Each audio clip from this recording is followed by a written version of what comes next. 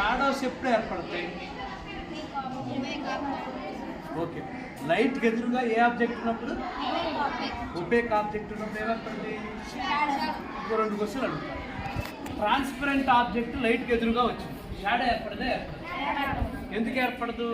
ఆ transparent object గుండా light వెళ్ళిపోతుంది కాబట్టి షాడో ఏర్పడదు.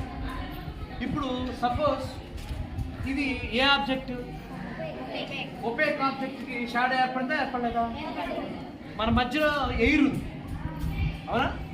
ఎయిర్కి ఏమన్నా నీకు షాడో ఏర్పడిందా? కాబట్టి ఒపేక్ ఆబ్జెక్ట్కి మాత్రమే షాడో ఏర్పడుతుంది, ట్రాన్స్పరెంట్ ఆబ్జెక్ట్కి షాడో ఏర్పడుతుంది. మరి ట్రాన్స్లూసెంట్ ఆబ్జెక్ట్కి షాడో ఏర్పడుతుందా? ఏర్పడుతుందా? ఏర్పడినట్టుగా ఏర్పడుతుంది. ఇప్పుడు నేను ఒపేక్ ఆబ్జెక్టా, ట్రాన్స్పరెంటా, ట్రాన్స్లూసెంట్ ఆబ్జెక్టా?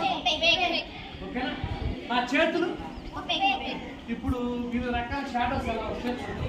మీకు టెక్స్ట్ బుక్లో కొన్ని ఇచ్చాడు కదా, నేను 1-2 చూపిస్తాను, మిగతా మీరు చేయాలి. ఓకేనా? ఇప్పుడు చెప్పండి, ఇలా పెట్టారు, ఇలా పెడితే ఏం ఏర్పడుతుంది చెప్పండి? ఎలా పెట్టాలి అర్థమైందా? సరే, ఇలా పెట్టాను, ఇలా 7 పెట్టి ఈ 2 చూపుడు పెట్టి మడిచి దీన్ని ఎలా ఉంచి చూడండి,